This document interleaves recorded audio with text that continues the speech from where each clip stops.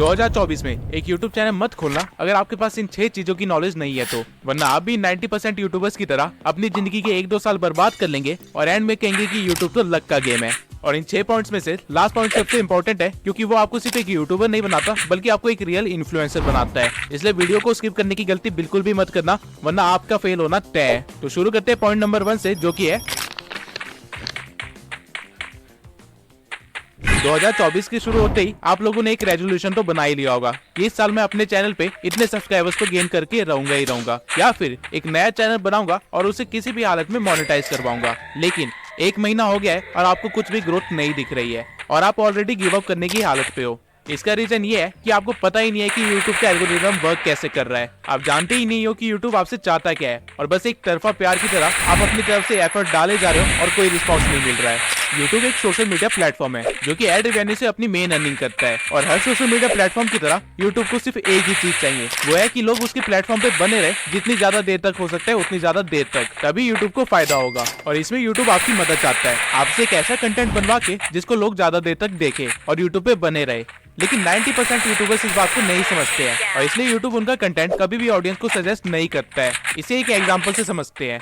मान लेते हैं आपने एक नया YouTube चैनल खोला और आपने अपनी एक वीडियो अपलोड करी। YouTube उस वीडियो के टाइटल, डिस्क्रिप्शन और कीवर्ड्स के बेसिस पे उस वीडियो को कुछ लोगों को सजेस्ट करेगा, जिसके बाद वो लोग आपके थंबनेल के बेसिस पे आपकी वीडियो पे क्लिक करेंगे और उसे देखेंगे, जिससे YouTube को ये पता चल जाएगा कि आपकी वीडियो किस तरह के लोगों को पसंद आ रही है। और फिर YouTube सिमिलर इंटरेस्ट वाले लोगों को आपकी वीडियो भेजेगा और फिर चेक करेगा कि वो लोग आपकी वीडियो पे कैसा रिएक्ट कर रहे हैं। YouTube बेसिकली 2 चीजों को ट्रैक करता है, वॉच टाइम और एंगेजमेंट। YouTube देखेगा कि जिन लोगों को उसने आपकी वीडियो सजेस्ट की थी वो कितनी देर तक आपकी वीडियो देख रहे हैं। अगर ऑडियंस उसे काफी देर तक देख रही है या फिर पूरा देख रही है तो YouTube उस वीडियो को और ज्यादा प्रमोट करेगा और ज्यादा से ज्यादा लोगों को दिखाएगा, क्योंकि इस वीडियो की वजह से लोग YouTube पे 7 से 10 मिनट एक्स्ट्रा रुक रहे हैं, जिससे YouTube काफी मोटा पैसा छाप रहा है। वहीं अगर इस वीडियो की ऑडियंस रिटेंशन कम होती तो YouTube इसे सजेस्ट करना बंद कर देता, क्योंकि YouTube अपनी ऑडियंस का मूड खराब करके उसे दूसरे सोशल मीडिया प्लेटफॉर्म पे नहीं भेजना चाहता है। ठीक इसी तरह अगर आपकी ऑडियंस आपकी वीडियो पे एंगेज कर रही है, यानी कि लोग उस पे कमेंट कर रहे हैं या फिर उसे शेयर कर रहे हैं, तो भी YouTube आपकी वीडियो को प्रमोट करेगा, क्योंकि अगर आपकी वीडियो शेयर की जा रही है तो लोग बाकी प्लेटफॉर्म को छोड़ के आपकी वीडियो देखने आ रहे हैं, जिससे अगेन YouTube का मेन मोटिव कंप्लीट हो रहा है, लोगों को अपने प्लेटफॉर्म पे रोक के रखना। और वहीं अगर आपकी वीडियो पे कुछ ज्यादा कमेंट्स आ रहे हैं तो काफी सारे लोग कमेंट्स का रिप्लाई भी करेंगे, बहसबाजी भी करेंगे और किसी न किसी तरह एंगेज करेंगे, जिससे आपका तो मेंटल पीस खराब हो जाएगा, लेकिन YouTube अपना पैसा छाप लेगा आपको कुछ एक्स्ट्रा मिनट इस प्लेटफॉर्म पे रोक के। लेकिन वहीं अगर आपकी वीडियो एंगेजमेंट ला के नहीं दे पा रही है या फिर वॉच टाइम ला के नहीं दे पा रही है तो YouTube आपकी वीडियो को यूजलेस समझेगा और उस पर अपना टाइम वेस्ट नहीं करेगा। अब आधे से ज्यादा लोग इस चीज को नहीं समझ पाते हैं और वो लगातार YouTube पे अपना कंटेंट डालते रहते हैं, जिसकी वजह से वो ग्रो ही नहीं कर पाते। आपको इस चीज को समझने की जरूरत है कि YouTube आपसे आपकी वीडियोस नहीं चाहता है, वो आपसे आपका वॉच टाइम और एंगेजमेंट चाहता है। और ये चीजें कैसे लानी है, आपको इस चीज पे ज्यादा फोकस करना चाहिए। और एक और बहुत इंपॉर्टेंट चीज, एल्गोरिथम टाइम के साथ चेंज होता रहता है। 2014 में जब YouTube पे ज्यादा क्रिएटर्स नहीं थे तब डजंट मैटर कि आप किस तरह की वीडियो बना रहे हैं, अगर आप ज्यादा वीडियोस डाल पा रहे हैं तो आपका वायरल होना कंफर्म था, क्योंकि उस टाइम पे YouTube को ऑडियंस को अपने प्लेटफॉर्म पे लेके आना था, जो कि रेडियो या टीवी में घुसे रहते थे। YouTube उनको अपने प्लेटफॉर्म में फंसाना चाहता था, इसलिए उस टाइम पे जितनी ज्यादा वीडियोस होती थी उतनी ज्यादा वेरायटी होती थी और उतनी ज्यादा लोग अट्रैक्ट होते थे। लेकिन 2018 में जब क्रिएटर्स काफी ज्यादा हो गए थे तब YouTube अपनी ऑडियंस को बुला नहीं रहा था, बल्कि जो ऑडियंस उसके पास है उनको सस्टेन कर रहा था। इसलिए उस टाइम पे YouTube ने लंबी वीडियोस को प्रमोट करना स्टार्ट कर दिया था। अगर आप उस टाइम पे कुछ 1 घंटे की वीडियो या फिर 30 मिनट की वीडियोस बनाते तो आपके वायरल होने के 90% चांसेस ज्यादा थे। और इसके बाद 2020 में एक और चेंज आता है जब टिकटॉक और रील्स का जमाना स्टार्ट हो जाता है। अब लोगों को लंबी वीडियो नहीं देखनी थी, बल्कि उनको जल्दी जल्दी वीडियोस देखनी थी, और इसलिए YouTube ने शॉर्ट्स इंट्रोड्यूस किए। और इवन अभी भी YouTube शॉर्ट्स को काफी ज्यादा प्रमोट कर रहा है, क्योंकि शॉर्ट्स देखते देखते कब 1-2 घंटे निकल जाए पता ही नहीं चलता। और यही तो YouTube को चाहिए कि आप उसके प्लेटफॉर्म को छोड़ के जाओ ही ना। और एज ए यूट्यूब क्रिएटर अगर आप बिना एल्गोरिदम को समझे वीडियो अपलोड करना स्टार्ट करोगे तो आपका फेल होना ग्रांटेड है। लेकिन क्या एल्गोरिदम एक लौता फैक्टर है जो कि आपके फेल होने का रीजन हो सकता है? नहीं। अगर आप अभी तक इस भ्रम में जी रहे हैं कि आप रोज वीडियो डालेंगे और आपकी कोई ना कोई वीडियो तो वायरल हो ही जाएगी, तो आप बहुत ही जल्दी अपनी मेहनत और टाइम बर्बाद करके क्विट करने वाले हैं, क्योंकि आपको इस चीज को समझने की बहुत ही ज्यादा जरूरत है कि क्वालिटी ओवर पावर्स क्वांटिटी। अगर आप 2 चैनल्स खोलते हैं जिनमें से आप एक चैनल पे साल में सिर्फ 4 क्वालिटी वीडियोस बनाते हैं और वहीं दूसरे चैनल पे साल में 365 वीडियोस बनाते हैं लेकिन सारी वीडियोस बिलो एवरेज है, तो वो जो 4 वीडियोस वाला चैनल है वो मिलियन सब्सक्राइबर्स गेन कर चुका होगा। वहीं 365 वीडियोस वाला चैनल हो सकता है कि 10,000 सब्सक्राइबर्स भी गेन ना किए हो। रीजन बीइंग कि वो 4 वीडियोस की क्वालिटी 365 वीडियोस से भी ज्यादा है और यही रीजन है कि डिकोडिंग वाईटी, मैं और कई सारे छोटे चैनल से इतनी जल्दी ग्रो कर पाए, वो भी इतनी कम वीडियोस में, क्योंकि ये चीज हमें पता थी। अगर आपको क्वालिटी कंटेंट बनाने में 1 महीना लगता है तो कोई बात नहीं, लेकिन बिलो एवरेज कुछ भी मत दिखाइए, क्योंकि अभी यूट्यूब पे ऑप्शंस की भरमार है। अगर ऑडियंस को आपकी वीडियो पसंद नहीं आई तो वो किसी और के चैनल पे जाके उसकी वीडियोस देख लेंगे और यूट्यूब ये चीज देखेगा तो यूट्यूब उसके चैनल को प्रमोट करेगा। वहीं अगर ऑडियंस को आपकी वीडियो पसंद आ गई तो वो आपकी वीडियोस के लिए वेट किया करेंगे और यूट्यूब इस चीज को भी देखेगा और फिर वो आपके चैनल को भी प्रमोट करेगा। लेकिन वीडियोस की क्वालिटी बढ़ाए कैसे? तो वीडियोस की क्वालिटी बढ़ाने के लिए आपको कोई महंगे गैजेट्स की जरूरत नहीं है, बल्कि आपको सही टेक्निक्स की जरूरत है, जिससे कि आप सही स्क्रिप्टिंग, वॉइस ओवर और एडिटिंग कर पाओ। अब ऑल्दो और भी कई सारे फैक्टर्स होते हैं जो कि क्वालिटी कंटेंट बनाने के लिए इंपॉर्टेंट होते हैं, लेकिन ये 3 चीजें बेसिक है। और अगर आपको इसको अच्छा करना है तो आप मेरी how to grow on YouTube playlist देख सकते हैं, जहाँ पे मैंने हर एक पॉइंट को अच्छे से डिटेल में एक्सप्लेन किया हुआ है। और जब आप ये प्लेलिस्ट देख के ग्रो हो जाएंगे तब आपको रियलाइज होगा कि आप वो सारी गलतियां करने से बच गए जो कि हमने सालों तक की थी।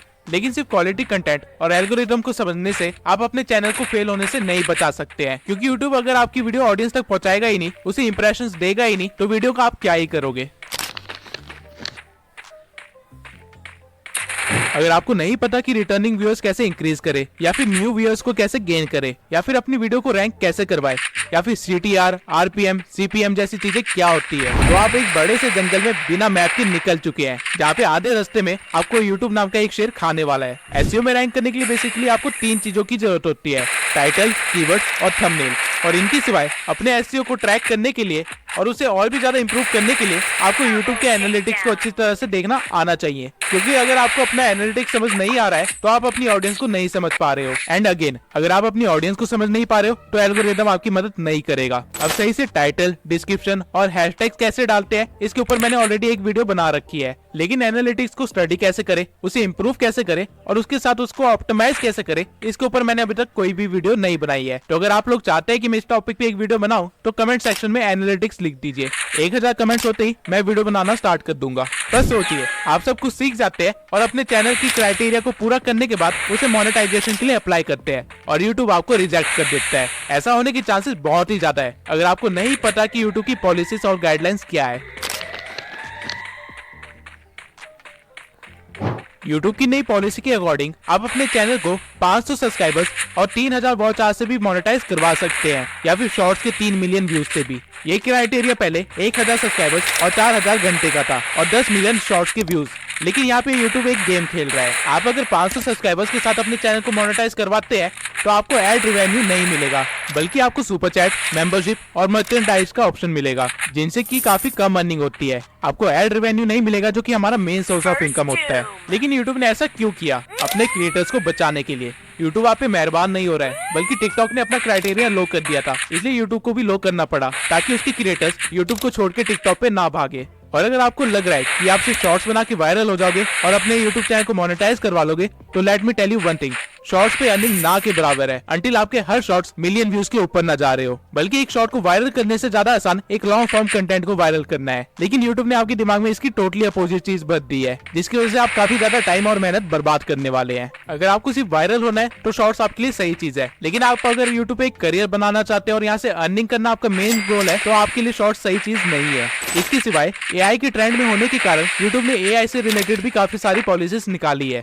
लेकिन इन पॉलिसीज में कहीं पे भी AI वॉइस यूज करने से मना नहीं किया गया है, अंटिल आप किसी और की वॉइस को क्लोन करके अपनी वीडियो बना रहे हो। अगर आप 11 लैब जैसी किसी वेबसाइट से अपनी वॉइस जनरेट करवा रहे हो तो कोई प्रॉब्लम नहीं है, लेकिन अगर आप उसको बोलते हो कि डोनाल्ड ट्रंप जैसी वॉइस को क्लोन करके आपकी वीडियो बनाए, तो आपके लिए एक प्रॉब्लम है। सेम वे में अगर आप AI से कोई वीडियो 0 से एडिट करवाते हो तो कोई प्रॉब्लम नहीं है, लेकिन अगर आप किसी और का कंटेंट उठा के उसे AI में डाल के कुछ और बनवाते हो और फिर उसे YouTube पे अपलोड करते हो, तो आपके लिए एक बहुत ही बड़ी प्रॉब्लम है। और इवन आप एआई की वॉइस को भी लगातार यूज नहीं कर सकते हो डायरेक्टली, वरना वो रीयूज कंटेंट में आ जाएगा। आपको अपनी वॉइस को थोड़ा सा एडिट करना पड़ेगा। ठीक इसी तरह कॉपीराइट क्या है, इससे कैसे बचा जाता है और सही तरीके से किसी को एट्रीब्यूट्स कैसे दिए जाते हैं ताकि कभी लीगल केस में ना फंसे, इन सब की नॉलेज होना बहुत ही जरूरी है। वरना मैं ऐसे भी कई क्रिएटर्स को जानता हूँ जिनके मिलियंस में सब्सक्राइबर्स थे, लेकिन ये पॉलिसी गाइडलाइंस को वायलेट करने की वजह से रातों रात उनका चैनल गायब हो गया। कॉपीराइट के ऊपर मैं अलग से एक डेडिकेटेड वीडियो जरूर बनाऊंगा, क्योंकि ये एक बहुत ही बड़ा टॉपिक है और साथ में काफी कॉम्प्लेक्स भी है। आप कह सकते हैं कि इसको समझाने के लिए एक लॉ की डिग्री होना बहुत ही जरूरी है, क्योंकि यूट्यूब की कॉपीराइट पॉलिसी यूएसए के एक्ट के अकॉर्डिंग चलती है। लेकिन इससे डरने की कोई भी बात नहीं है,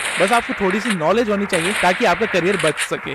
अब ऐसे भी कई सारे चैनल्स हैं जिन्होंने इन सब चीजों का ध्यान रखा था, लेकिन आज उनकी हालत एक नए यूट्यूबर से भी बेकार हो रखी है। लेकिन ऐसा कैसे हुआ?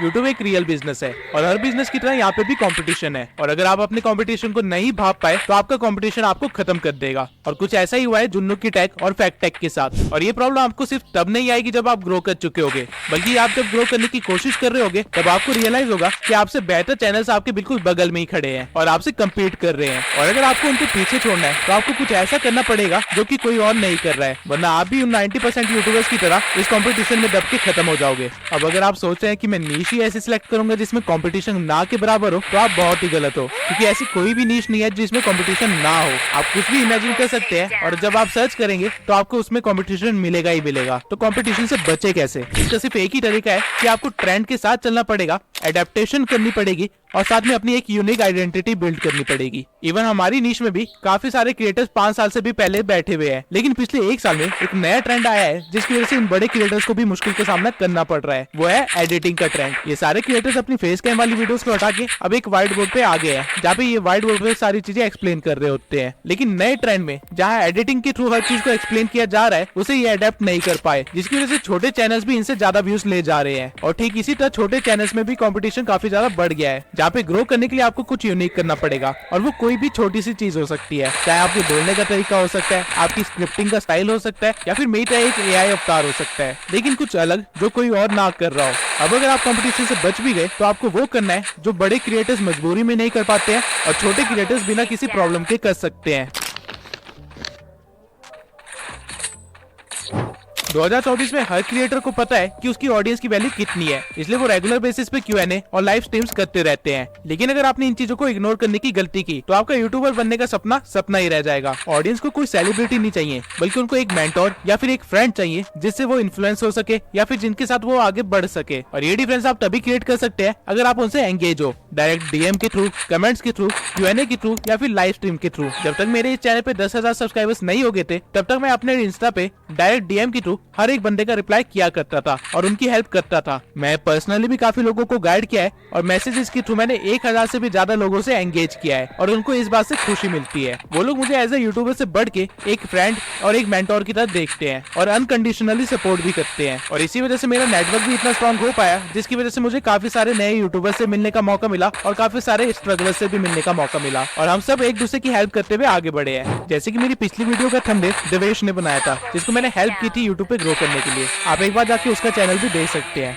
इवन आज भी सोने से पहले मैं कम से कम 20 से लेकर 30 डीएम्स का रिप्लाई करता हूँ और इससे एक ऐसा इम्पैक्ट बना है कि कल को अगर मैं कोई एक नया चैनल भी खोलता हूँ, भले कुकिंग के ऊपर ही क्यों ना हो, वो लोग मेरे को सपोर्ट करेंगे। डजंट मैटर कि मैं क्या कर रहा हूँ। जैसे जैसे चैनल ग्रो होने लगता है, आपके पास काम बढ़ने लगते हैं और आपके पास ऑडियंस से एंगेज करने का उतना ही कम टाइम बचता है। लेकिन मेक श्योर जिन्होंने इस चैनल की स्टार्टिंग में आपको सपोर्ट किया था, आप उनको एंड तक सपोर्ट करो, क्योंकि वो स्कूल फ्रेंड्स की तरह होते हैं। और क्योंकि आज मुझे मौका मिला है, तो मैं अमन पटेल के साथ साथ उन सभी सब्सक्राइबर्स को थैंक यू बोलना चाहता हूँ जो मेरे चैनल की स्टार्टिंग से लेके अभी तक मेरे साथ बने हुए हैं और इनको मैं एज ए ट्रू फैमिली मानता हूँ। अब आपको वो सारे 6 पॉइंट्स पता है जो आपको ध्यान में रखने चाहिए 2024 में एक यूट्यूब चैनल खोलने से पहले। और अगर आपने सोच लिया है कि आप एक यूट्यूबर बन के ही रहेंगे, तो मेरी इस प्लेलिस्ट को जरूर देखना। आप ऑलरेडी अपने कंपटीशन से काफी ज्यादा आगे बढ़ चुके होंगे। इसी के साथ इस वीडियो को खत्म करते हैं। मैं गिव अवे का विनर अगली वीडियो में अनाउंस करूंगा और अगली वीडियो एक Q&A होगी, जहाँ पे मैं यूट्यूब से रिलेटेड हर क्वेश्चन का आंसर दूंगा। तो कमेंट सेक्शन में अपने क्वेश्चन लिख दीजिए, क्योंकि अगली वीडियो में उसका आंसर मिलने वाला है।